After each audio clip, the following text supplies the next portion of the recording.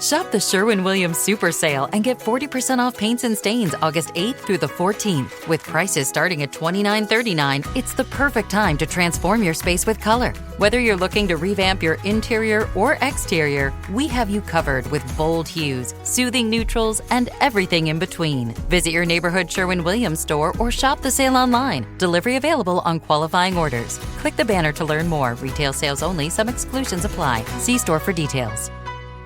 Pet Life Radio. This is Pet Life Radio. Let's talk pets. Welcome to Animal Rights on Pet Life Radio. This is your host, Tim Link, and I'm so glad you're joining us today. Our special guest today is author extraordinaire Spencer Quinn. You know him from the Chet and Bernie mystery series. He's a New York Times best-selling, number one New York Times best-selling author. Also part of the Bowser and Birdie series for the middle grade readers. So definitely an author extraordinaire. We're going to talk to him about his latest book, Heart of Barkness, and pick his brain a little bit without giving away all the good secrets. And while we got him on board, we'll also talk a little bit about writing in general, how he styles his craft, and see if he's one of those that ponders away at 10,000 words every day, do or die, or like me, gets it done about 2 seconds before it's due. So in any case, it's going to be fun. It's always great to have him on. So everybody hang tight. We'll come back with author Spencer Quinn right after these commercial breaks. You're listening to Animal Rights on Pet Life Radio.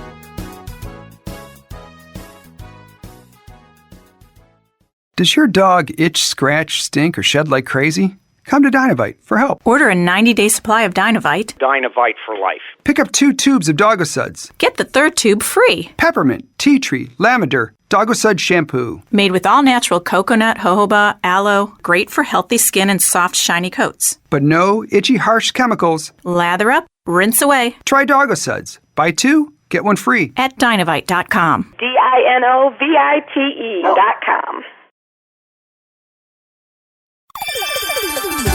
Let's Talk Pets on PetLifeRadio.com. Welcome back to Animal Rights on Pet Life Radio. Joining us now is number one New York Times best-selling author Spencer Quinn. Spencer, welcome to the show. Thanks for having me, Tim. Oh, really it's always, appreciate it. Yeah, always a pleasure. Always a pleasure. It's been a little while since we chatted, but I'm excited. I'm excited about the latest book, Heart of Barkness. Thank you. Yeah. So tell us a little bit about the book and the continuation. You know, the Chet and Bernie mystery series, and any new characters that are jumping out at us this time around. Well, when we left off with Sense and Sensibility, which was the last of the Chet and Bernie books, I left it with Bernie kind of in a hospital in a very bad situation. And I thought, well, we'll end with a little cliffhanger here and people will be interested. But then I got an idea for a book that had nothing to do with Chet and Bernie. It was called The Right Side. It's about a badly wounded female vet coming home from Afghanistan. And while there's a dog in it, it's not a dog-narrated story, and it's not particularly light. So several years passed after Sense and Sensibility, and I kept getting these emails in all caps. Did you let something happen to Bernie? Is Bernie dead? Is this the end of the series? Bernie is the human and the human detective, and Chet is the dog who tells the story. So he's not a talking dog. He's a narrating dog. So when I started to write Heart of Barkness, it was under this pressure that I was feeling from, I don't want to say a mob, but from interested readers who wanted to see what had happened. So I had an idea. I'm very interested in country music, and I had an idea to write a book about a country musician from long ago who had actually never even been big. Her name's Lottie Pilgrim, and she had written one great song called How You Hung the Moon that George Jones and Loretta Lynn had sung. But in the start of this book, Heart of Barkness, Chet and Bernie find her singing in a little dive out in the desert with about 10 people, and Bernie is stunned because his parents had danced to that famous song, and now here's this, quite old woman by now, in this crummy bar with 10 people, and then a little episode happens where, so Bernie, well, he's a very generous guy, even though he doesn't have much to be generous with, and the tip jar is empty, and he puts $100 in it, and someone steals the $100 out of the tip jar during the performance, and Bernie and Chet chase him down, and And this leads into them getting involved in Lottie's life. And there's a whole story that goes way, way back to her early life on the Mexican border and the start of her career and things that went wrong that she didn't even realize that went wrong and end in a kind of violence. So that's the basic story of it. And the book ended up as a kind of murder ballad of its own, even though I would say the tone is essentially comedic. Yeah, well, it's very interesting. So let's tackle a couple things here. So your fan club, the masses, were hounding you to find out what's going on. Were your editors and everything? Were they involved as far as were they hounding you? Hounding, obviously, play on terms there. Yeah. But I get these all the time, Tim. So I'm very used to dealing with it. Believe me. Yeah. I just now I've been doing the show for years, and now I caught myself doing it. So there you go. But were they also anxious to find out what the latest is, and were they getting the emails and stuff on that? I think they were people have been very patient with me. Let's put it that way. So, but I myself had not intended to leave Chet and Bernie. I love writing in the voice of Chet. More and more of these books can be read in any order. People ask me that all the time. Should they be read, from 1 through, Heart of Barkness is number 9. Well, Chet is the narrator of the books, and he would never ask that question, right? He's a dog. They can be read in any order. But certain developments have taken place in the series, and certain, little almost tokens have been laid down that I can develop later on. So that kind of thing has been very interesting to me, that even though these are narrated by the dog, there's some real, I don't want to say serious, but real mystery writing going on here. These are not cozies. There are dark things in them. They're real mysteries. They're not particularly simple to solve. And I think that the interesting thing about Chet is that although dark things happen to him, he snaps back to his reset position very quickly. And his reset position is one of enjoyment in life. And I've had so many readers contact me saying, reading your books has helped me through tough times. This is something that I never expected, never sought to do. It's very humbling to hear. And so I began to think about it, and I think it really is in that quality of Chet that he snaps back he feels it just as deeply as anybody, but he snaps back to this optimistic, engaged personality of his very quickly. And this is bizarre, but I've actually found myself, and I'm not naturally like that, by the way, but I found myself kind of imitating him in this, which is weird because he's a figment of my own imagination. Why did I have to channel, through inventing this character and writing all these books to get there? Nevertheless, it's a fact. Yeah. Well, and I think that, as an author, you can join in and say, I'm right on this or not. But I think that it does sort of allow you to develop not only your creative juices and the subconscious mind of your personality and character that you want to get out there. And through these characters and through the book, you can get, whether you realized it at first or not, you can now get that part of your personality out there or develop that part of your personality that you felt, hey, that's something that's really cool. I never knew that was hidden underneath all this. Well, I think you make a very, very good point, and I don't disagree one little bit.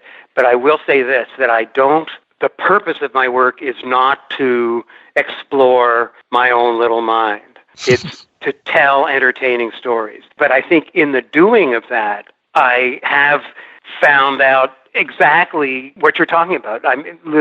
Probably understood myself a little better, but I'm not one of those people or artists who, who's inward looking. I much prefer to see these things, like, let's say I write, for, a whole day, and then I go over what I've written, and then I see, oh, wow, that surprises me, and here I know where this probably came from in my life. But I'm not at the controls when it's happening. I see it after. There you go. If that makes any sense. Absolutely. Yeah, that makes perfect sense. Well, yeah, it's always good to be surprised, when someone says, your stories touched you or it uncovered something or, hey, I experienced that. And yeah, as a writer, you'd like to think, yeah, I meant to do that. But no, we're not.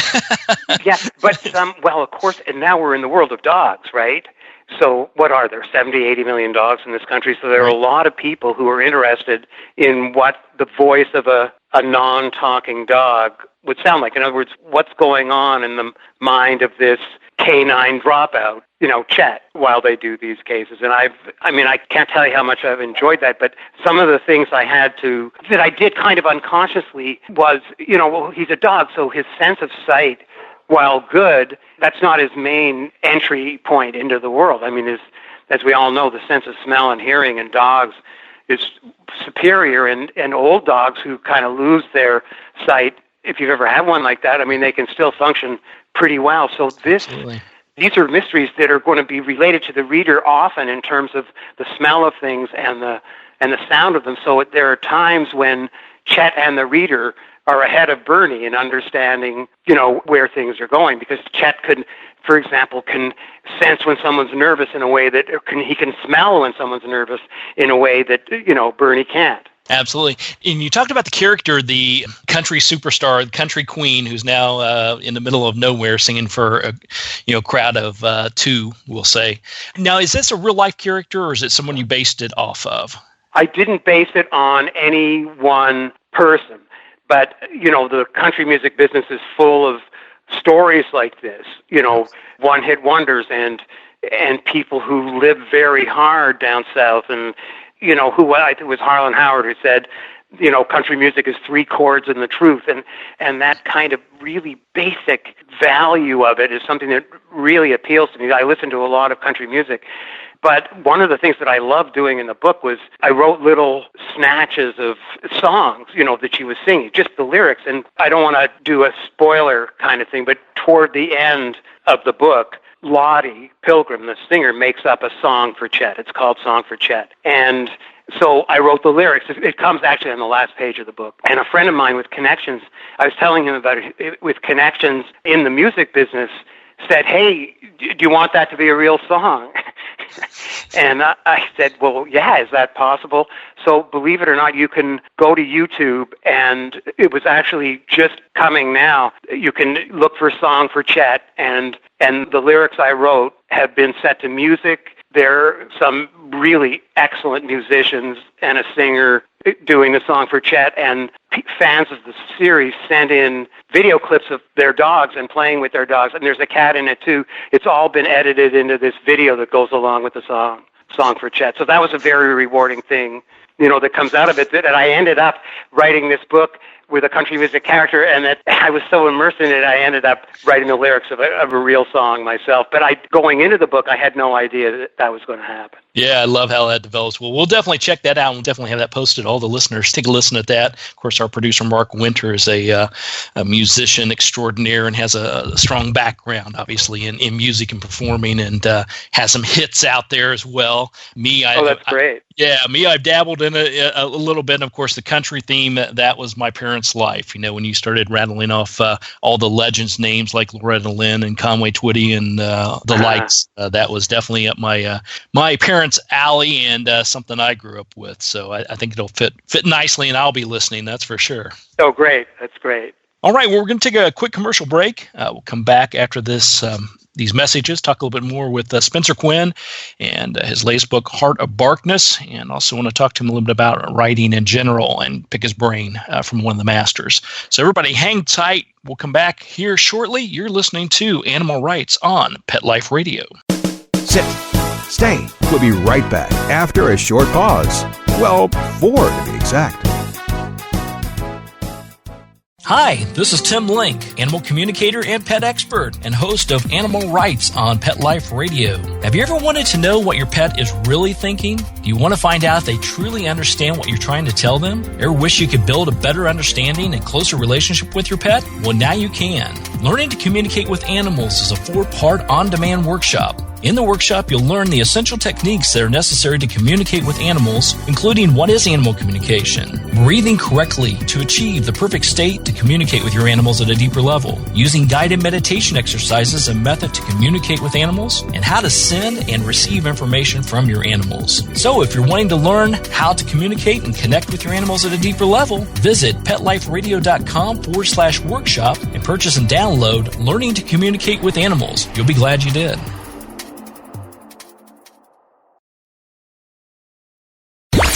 Let's talk pets Let's talk pets on Pet Life Radio. Pet Life Radio. PetLifeRadio.com. Welcome back to Animal Rights on Pet Life Radio. Continue our conversation with #1 New York Times bestselling author Spencer Quinn. Talked to him about his latest book, Heart of Barkness.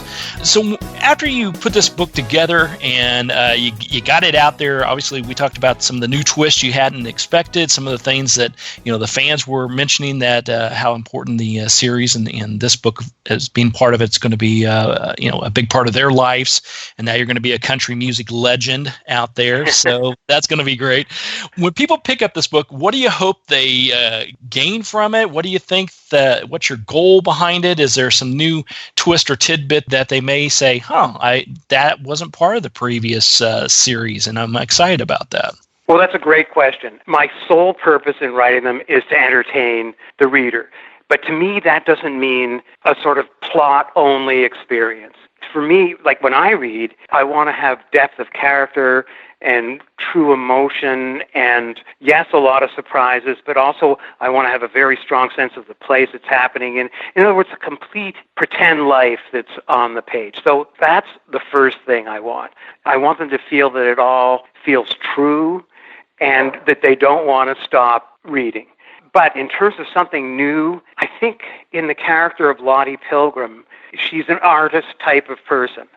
And I ended up, I think, showing a little bit how this sort of artist-type person can be both separated from life in a way that's good and bad, and in a way that they can be separated from life in a way that makes them kind of easy to be taken advantage of by other people, by predatory people. And Lottie Pilgrim, in her musical career, has come up against more than one predatory type. Absolutely. And I know a musician's career, even an author's career, sometimes, hopefully our crowds continue to grow and grow, but sometimes it diversifies a little bit, or we even as writers go into a different direction, that we now have to start to build a bigger or a different type of fan base. Yes. Oh, absolutely. I mean, well, first of all, I myself would get bored if I didn't, wasn't trying new things.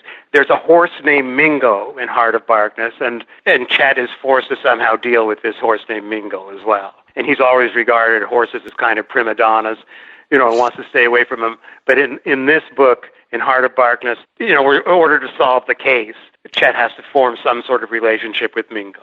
Fantastic. So we got some new characters, some new twists. It's definitely going to continue on. We finally know what happens to Bernie, which is good. Yes. Well, I'm not. Okay, so the book, I'm not going to give away the beginning. No. But we know that there's something. He hasn't fallen off the face of the earth. He hasn't fallen off the face of the earth. And I think there's a sort of emotionally moving scene, at least I hope, when they get back together for the first time. Absolutely. All right. So everybody pick up a copy of Heart of Barkness. Definitely. It's always entertaining, always interesting. I love the fact that the series continues on. And Bernie, well, we won't say if he lives or not, dies, but at least we know what's going to go on. We got to buy the book to find that out. Spencer, let me shift gears a little bit, because I talked teased a little bit earlier about your writing styles. I mean, obviously you've had at least two successful series, with the Chet and Bernie mystery series, and then of course the Bowser and Birdie series, and you've diverged off into other things at times as well, as you mentioned. Tell us a little bit about writing in general. I mean, when you first started compared to where you're at now, are you more regimen or less regimen compared to the early years? I'm assuming it just comes so easy nowadays. You just, write a book in a month and you're done. Absolutely not. Okay, this is something, it never comes easy, although during some days are easier than others. But I have to in terms of regimenting, if you mean by that forcing myself to sit down and do it, that doesn't happen. I do just sit down and do it. Because deep down, even though it's very difficult, not all the time, but part of the time, I love doing it. And I can't imagine doing anything else. I don't feel that I've really put in a proper day in my life unless I've at least written something in that day. So I have a kind of goal. I try to write 1,000 words a day. I hardly ever do. So there you see an insight into me. I set a goal that I can't. It's going to be frustrating day after day.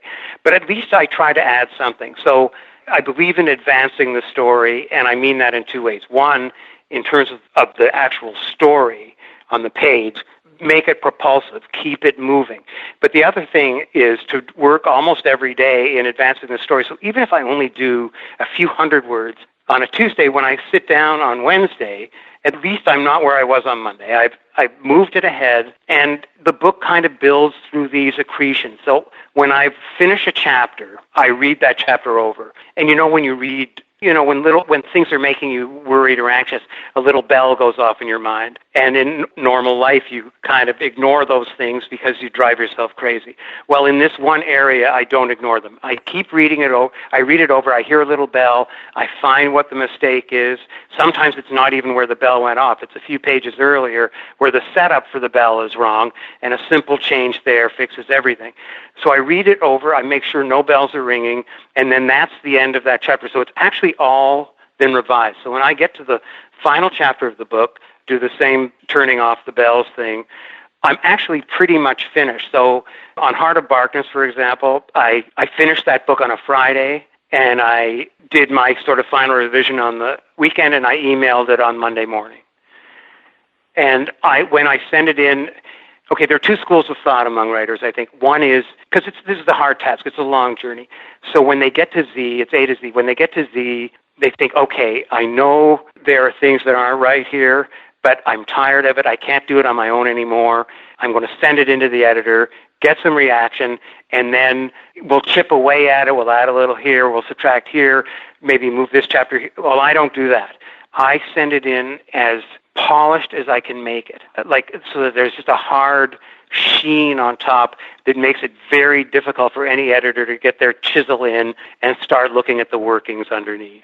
So that I've been very lucky in my career that after I send the books in, what we call the first draft, very few changes usually happen after that. That's amazing. So but it's a style of working. It doesn't mean it's right. It's mine, but it doesn't make it right at all. Right. No, I think that's very fascinating because, like you said, oftentimes we'll, as writers, submit something knowing that it's going to go through multiple edits, whether we need that help and support to get it there, or whether it's just editors in general. They got to pay their bills. So, in your case, are they excited? They're like, fantastic, Spencer submitted his. That'll be a breeze. We can get that out quickly. Or is it more of, wow, I'd really like to get in there and dig in it, but I know it's going to be so polished that there's not going to be any real reason to. Well, I'm not patting myself on the back. It's just a style of doing it, because if I was in the editor's chair, if it was reversed, it's exactly what you just said, Tim. I would like to. One of the things that's happened is, of course, the editors are very overworked these days, and the way that editors from long ago, had the time to, nurse some of these projects along and make extensions, and the whole society and the digitization of everything has just put pressure on them. And so if I were an editor and a manuscript came in that didn't need a whole lot of work, and I had a whole pile of them that did, I would think, okay, well, this is going to make my life easier. So in general on Earth, isn't it good if we, try to make the lives of people around us easier? Put it that way. Well, I think it's a good thing. I think it's a novel thing nowadays, but that's just my commentary. Okay. Yeah, okay, so maybe I'm showing that I'm an old fuddy-duddy, I guess. I don't know. No, but going back to what you said earlier, I love that you're saying that talking about dogs, and there's slowly but surely more dogs coming into the world than there are people, and which actually could mean that the world is got a much brighter future than perhaps some of us would think if the dogs ruled the world. So that's just commentary on my behalf. No, but I agree. Well, if I didn't love dogs and really appreciate them and just really fascinated by them, then I couldn't, have, written this series. We've always had dogs. I have two right now, Audrey and Pearl. And they're my crack researchers, actually. They work for treats and just lie around a lot in the office here. Well, I've always found when I'm writing, obviously I'm a big pet fan as well, but have dogs and cats and you name it, the plethora of the Noah's Ark. We've got our share, or have had our share. But I've always found them to be really a good muse. Certain dogs I've had will actually go into the office and wake me up a little bit, saying, "Oh yeah, I got to get in there and do do some work, and they'll stay put until, I'm done or they're done, and they need to tell me that, hey, it's time for you to take a break. You've been doing this too long. Oh, I agree with you completely. There is, I guess there's a lot of science going on now about how we and dogs kind of evolve together to become kind of social partners. So, that there's a whole Darwinian basis to some of this relationship. It's not accidental. And I think that's one of the sources of the deep connection that we have between us, between dogs and us, that it goes back into, far before prehistory. It's evolutionary, and we're enjoying the fruits of that now. Yeah, absolutely. So definitely follow your dog's lead. We like to think they'll follow our lead, but we should follow their lead, I think, and probably have a much happier life. That's for sure. No dog ever works too hard. That's right. You got it. Yeah. Well, Spencer, where can people find out more about what's going on with you and where you're going to be, maybe any signings or anything going on? Oh, yeah. So I'm going on, yes, there's a tour. If they go to chetthedog.com or Chet's Facebook page, which is Facebook Chet the Dog, the Facebook page would be the best to find the information on the tour. And things about the Song for Chet video, they're all there too. There's usually a new post of some kind every day about something dog related. All right, sounds good. So everybody go check that out. If you're not already, become a fan of Chet's, and Chet the Dog on Facebook, and then chetthedog.com. Find out what's going on. If you get an opportunity to go out there and meet Spencer, definitely do. It's going to be fun. It's exciting. We are excited for you and the book, Heart of Barkness. Everybody pick up a copy of that while you're there, and either do it in person or get yourself a hold of a copy, or you're definitely not going to be disappointed. Spencer Quinn, thanks for coming on the show again. We appreciate it. We'll look forward to following you and the series, and we'll chat somewhere down the road. My pleasure. Thanks so much, Tim. Appreciate it very much. Thank you. All right. Well, we're coming to the end of the show today. I want to thank everyone for listening to Animal Rights on Pet Life Radio. I want to thank the producers and sponsors for making this show possible. If you have any questions, comments, or ideas for the show, you can email us at petliferadio.com. While you're there, check out all the other wonderful shows and hosts, whole plethora of entertainment at petliferadio.com. So until next time, write a great story about the animals in your life. Put it in a blog, an article, or in a book, and who knows, you may be the next guest on Animal Rights on Pet Life Radio. Have a great day. Let's Talk Pets, every week on demand, only on PetLifeRadio.com.